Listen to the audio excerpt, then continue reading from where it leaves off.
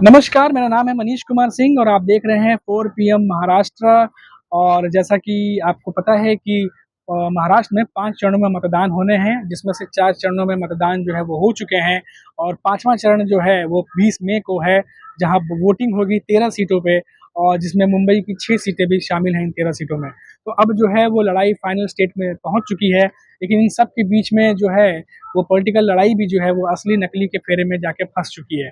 क्योंकि जिस तरीके से प्रधानमंत्री नरेंद्र मोदी महाराष्ट्र आए थे और उन्होंने तमाम रैलियां की और रैलियों के बीच में जो है उन्होंने शिवसेना समेत जो यूपीटी ग्रुप है उद्धव ठाकरे के नेतृत्व वाली शिवसेना, उसके साथ साथ जो है उन्होंने शरद पवार की एनसीपी उनको भी निशाने पे लिया और असली नकली को लेकर के कई स्टेटमेंट ऐसे दिए हैं जो कि यहाँ के पार्टीज को नागवार गुजरे हैं। संजय राउत ने कुछ दिनों पहले ही पीएम मोदी के बयान पर जो है वो हमला करते हुए कहा कि जिस तरीके से उन्होंने नकली संतान का जो है वो टिप्पणी की है उसको महाराष्ट्र बिल्कुल भी जो है वो सहन नहीं करेगा, क्योंकि सभी को पता है कि उद्धव ठाकरे जो हैं उनका क्या कंट्रीब्यूशन है, उनकी क्या इमेज है महाराष्ट्र में। साथ ही साथ बाला साहब ठाकरे जो उनके पिता हैं उन्होंने क्या कुछ किया है महाराष्ट्र के लिए, ये सभी को पता है। तो इन तमाम बातों को जो है वो रखते हुए उन्होंने कहा है कि महाराष्ट्र इस अपमान को बिल्कुल सहेगा नहीं और ये जो है चुनाव में जो है जनता उनको जवाब देगी। तो ये तमाम बातें जो है संजय राउत की तरफ से कही गई हैं। लेकिन वही बात कर ले उद्धव ठाकरे की, तो सबसे लेटेस्ट जो खबर है वो ये है कि उद्धव ठाकरे ने कहा है कि पीएम मोदी जो है वो कंफ्यूजन की स्थिति में है और उनको ये समझ में नहीं आ रहा कि उन्हें क्या कहना चाहिए क्या नहीं कहना चाहिए। एक तरफ तो वो ये कहते हैं कि उनकी पार्टी में शामिल हो जाइए, दूसरी तरफ वो इस तरीके के बयान भी देते हैं। अब इस तरीके के बयान देने के बाद अब उद्धव ठाकरे जो है उन्होंने कहा है कि मैं कम से कम अब 100% श्योर हूँ कि मुझे उस पार्टी में नहीं जाना है। साहब भले ही उनके दरवाजे मेरे लिए खुले हों, लेकिन अब मैं जो है कभी भी उनके साथ जुड़ नहीं सकता। इन तमाम बातों को जो है उद्धव ठाकरे ने कही है। लेकिन इन सब के बीच में उद्धव ठाकरे ने एकनाथ शिंदे पर जो है वो निशाना साधा है और साथ ही साथ ये भी कहा है कि अब उद्धव ठाकरे जो है वो अस्वस्थ अपनी जीत को लेकर के और अब उनकी सरकार आएगी तो उनके दरवाजे जो है उन 40 लोगों के लिए बंद हो चुके हैं जो कि पार्टी को धोखा देकर जो विद्रोह करके जो है पार्टी छोड़ के गए थे। तो ये बातें जो है उद्धव ठाकरे ने कड़े शब्दों में जो है कही हैं कि अब उन 40 लोगों के लिए उनके दरवाजे हमेशा हमेशा के लिए जो है 100% बंद हो चुके हैं। इसके अलावा उद्धव ठाकरे ने कुछ और जरूरी बातें जो है वो कही हैं, जिसमें से ध्यान देने वाली बात यह है कि उन्होंने कहा है कि एकनाथ शिंदे की सरकार में जितने भी काम चल रहे हैं, चाहे वो एमएमआरडीए के अंतर्गत हो, चाहे वो धारावी को रिडेवलपमेंट में भेजना हो, अडानी जो है वहाँ पे प्रोजेक्ट को हैंडल कर रहे हैं, वो तमाम चीजें सबका रिव्यू किया जाएगा और ज़रूरत पड़ी तो इन्वेस्टिगेशन भी किया जाएगा। तो ये बातें जो है उद्धव ठाकरे ने कही हैं। ये बहुत बड़ी बात है क्योंकि बहुत सारे काम जो हैं वो अभी एकनाथ शिंदे की सरकार है वो लगातार कर रहे हैं। एमएमआरडीए जो है वो मुंबई के अंदर भी कई सारे कामों में दखल दे रही है। उसके बाद चाहे हम बात कर लें धारावी की जो है रिडेवलपमेंट की बात, जिसको लेकर सर्वे भी बीच में किया गया था लोगों के साथ में, और जो लोग हैं वो सर्वे के दौरान जो है थोड़ा सा नाराज भी हुए थे और किस्सा किस्सा घर है वहाँ पे इन चीज़ों को लेकर ग्राउंड लेवल पे काम चल रहा था। रीडेवलपमेंट जो है वो अडानी ग्रुप जो है वो हैंडल कर रहा है। तो इन तमाम बातों को लेके जो है उद्धव ठाकरे की तरफ से कहा गया कि इसका सबका रिव्यू वापस से किया जाएगा। तो ये अपने आप में एक बहुत बड़ी खबर है जो कि ठीक 5वें चरण के मतदान से पहले जो है वो उद्धव ठाकरे की तरफ से कही गई है। इसके अलावा अगर हम बात कर लें असली नकली की राजनीति की, तो ये फर्क इसलिए भी डाल सकती है क्योंकि उद्धव ठाकरे हैं उद्धव ठाकरे जो हैं वो कोई छोटे मोटे नेता नहीं है। वहीं बात करें शरद पवार, वो भी महाराष्ट्र की राजनीति में चाणक्य माने जाते हैं। ऐसे में ये दोनों नेता जो हैं वो जमीन से जुड़े हुए नेता हैं और जो महाराष्ट्र की इंटीरियर है, चाहे वो ग्रामीण इलाकों की बात कर लें, चाहे वो जो उनके गढ़ माने जाते हैं, वहाँ के लोग इनसे बहुत ज़्यादा कनेक्टेड हैं। और साथ ही साथ जो है मराठी अस्मिता को लेकर के, गौरव को लेकर के ये लोग आगे चलते हैं। तो इससे जो मराठा मानुष जो है वो इनसे जुड़ा हुआ महसूस करता है।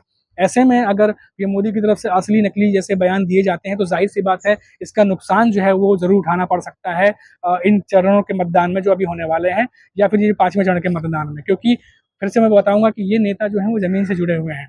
इसी इसी के अंतर्गत जो है मैं ये भी बता दूं आपको कि उद्धव ठाकरे जो हैं इस बीच कम से कम उन्होंने 2 दर्जन से ज्यादा रैलियां की हैं महाराष्ट्र में और 2 दर्जन से ज्यादा रैलियों में उन्होंने बहुत ज्यादा जो है महाराष्ट्र को कवर किया है।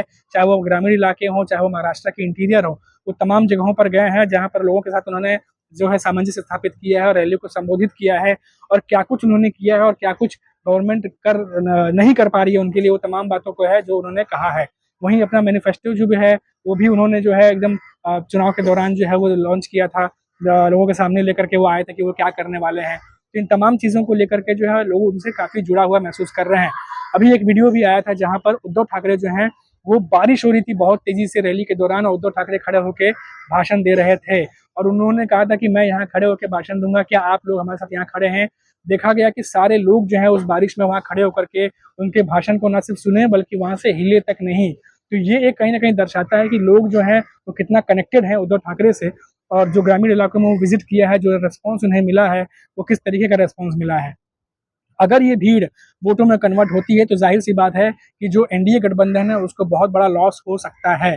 तो ये तमाम चीज़ें जो हैं ये नोटिस करने वाली हैं कि किस तरीके से लोग जुड़ा महसूस कर रहे हैं। और इन सब के बीच में अगर इस तरह के हल्के बयान आते हैं कि कौन असली है कौन नकली है, और जो नकली है वो जुड़ जाते हैं, इन बातों को लेकर के जो लोग हैं वो बहुत ज़्यादा संजीदा हैं। और साथ ही साथ यहाँ के लोग जो है मुद्दों पे बात करना चाहते हैं कि आखिर बेरोजगारी का क्या हुआ, जो ग्रामीण इलाके हैं वहाँ से लोग जो पलायन करते हैं नौकरियों को लेकर के उनका क्या हुआ, पानी की समस्या जो है उनका क्या हुआ, बिजली की समस्या जो है उनका क्या हुआ। इस पर कोई बात जो है वो नहीं हो रही है, लेकिन तमाम बातें जो है इधर उधर की वो सारी चीज़ें हो रही हैं।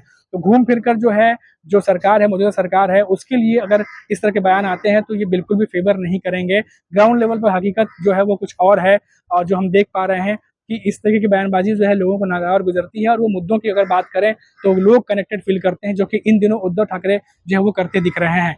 तो ये जो है अपने आप में एक अलार्म भी कह सकते हैं कि एक अलार्म है। और जिस तरीके से 4 चरणों के मतदान हुए हैं, वोटिंग कम हुई है। अब देखना होगा कि 20 तारीख को जो है वो 5वें फेज़ का मतदान है। 13 सीटों पर ये मतदान होने हैं, जिसमें से मुंबई में भी जो है 6 सीटें हैं, और कई सीटों पर जो है शिवसेना बनाम शिवसेना है। और ऐसे में उद्धव ठाकरे जो हैं वो एकनाथ शिंदे को आड़े हाथों ले रहे हैं, और साथ ही साथ उनके जो तमाम योजनाएं जो चलाई जा रही हैं या काम चलाए जा रहे हैं उसको वापस से रिव्यू करने की भी बात कर रहे हैं। तो अब देखना होगा कि शिवसेना बनाम शिवसेना में इन सीटों पर कौन किस पर भारी पड़ता है, क्योंकि ये पहली बार है जब शिवसेना बनाम शिवसेना जो गढ़ माने जाते हैं वहाँ आमने सामने खड़े हैं। उदाहरण के तौर पर अगर हम थाने को ले लें तो वहाँ शिवसेना बनाम शिवसेना है। वही बात कर ले जो अंधेरी का जो इलाका है, जो नॉर्थ वेस्ट का जो इलाका है, वहाँ पर जो है हम गजानन कीर्तिकर के जो बेटे अमोल कीर्तिकर वो खड़े हैं वहाँ पर, क्योंकि जब गजानन कीर्तिकर यूपीटी ग्रुप छोड़ करके जब गए थे एकनाथ शिंदे के साथ, तो उनके जो बेटे हैं अमोल कीर्तिकर वो शिवसेना के साथ रह गए थे उद्धव ठाकरे के साथ में। तो इस बार उद्धव ठाकरे ने उन्हें मौका दिया है चुनाव लड़ने का, जिसकी वजह से संजय निगम भी थोड़ा नाराज हुए थे। लेकिन कुल मिलाकर यही कहा जा सकता है कि बहुत ही रणनीति के साथ उद्धव ठाकरे ने जो है ये तमाम जो अपने बिसात बिछाए हैं, और जिस तरीके से लोगों को मौका दिया है, एक सबको मिला के चलने की राजनीति जो है उनकी तरफ से देखी जा रही है। और इसीलिए जो है जब तमाम बयान उनके खिलाफ जब आ रहे हैं तो कहीं ना कहीं ये जो बयान है हल्के ये बैकफायर न कर जाए उन्हीं को जो ये बयान दे रहे हैं। और उद्धव ठाकरे जो है लगातार रैलियां कर रहे हैं। तो कुल मिलाकर देखा जाए तो अब ऐसा लग रहा है कि 5वें चरण का मतदान जो है बहुत ज़्यादा इंपॉर्टेंट साबित होने वाला है, क्योंकि आखिरी चरण का मतदान है। 13 सीटें जो हैं, सबसे ज़्यादा सीटें 13 सीटों पर मतदान होगा। अब देखना होगा कि ये जो बयानबाजी की गई है जो पीएम मोदी की तरफ से, ये किस तरीके से जो है फेवर करती है उन्हें, या फिर बैकफायर करती है, या उद्धव ठाकरे के सपोर्ट में जो है ज़्यादातर लोग इस बयान के बाद अब जाते हैं। अब ये जो है देखने वाली बात होगी, और 20 मई को जब वोटिंग होगी तो उसके बाद किस तरह का क्या रिस्पॉन्स आता है, अब तो 20 मई को ही मालूम चलेगा। तो फिलहाल अभी के लिए मुझे दीजिए इजाज़त, और आप देखते रहिए 4 PM महाराष्ट्र। नमस्कार।